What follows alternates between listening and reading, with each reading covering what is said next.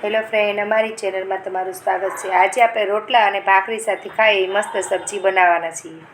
Gas ચાલુ કરીને લોયું મૂકી દીધું છે। હવે આપણે એમાં 2 પાવડા તેલ એડ કરીશું। તેલ ગરમ થઈ ગયું છે। હવે આપણે ટમેટા સાતળી લઈશું। બારીક કાંદા કટ કરી લીધા છે, આપણે અંદર એડ કરી દઈશું।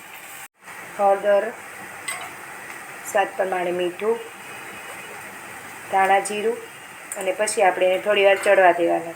આપણે મોળું દહીં લેવાનું છે, એમાં બધા મસાલા એડ કરીશું। ધાણા જીરું, લાલ મરચું, હળદર, સ્વાદ પ્રમાણે મીઠું, ચપટી ખાંડ એડ કરી દઈશું। બધી વસ્તુ મિક્સ કરી લેવાનું। થોડુંક આપણે ઘી એડ કરી લઈશું। ટમેટા અને કાંદા ચડી ગયા છે। હવે આપણે થોડીક 1 સ્પૂન જેટલી સેજવાન ચટણી, થોડોક સોસ એડ કરી દઈશું અને જે આપણે દહીંનું બેટર બનાવ્યું હતું એ એડ કરી। હવે પાપડી ગાંઠિયા આપણે એડ કરી દઈશું। મસ્ત શાક બન્યું છે। જો તમને શાકની રેસીપી ગમી હોય તો લાઈક કરો, શેર કરો।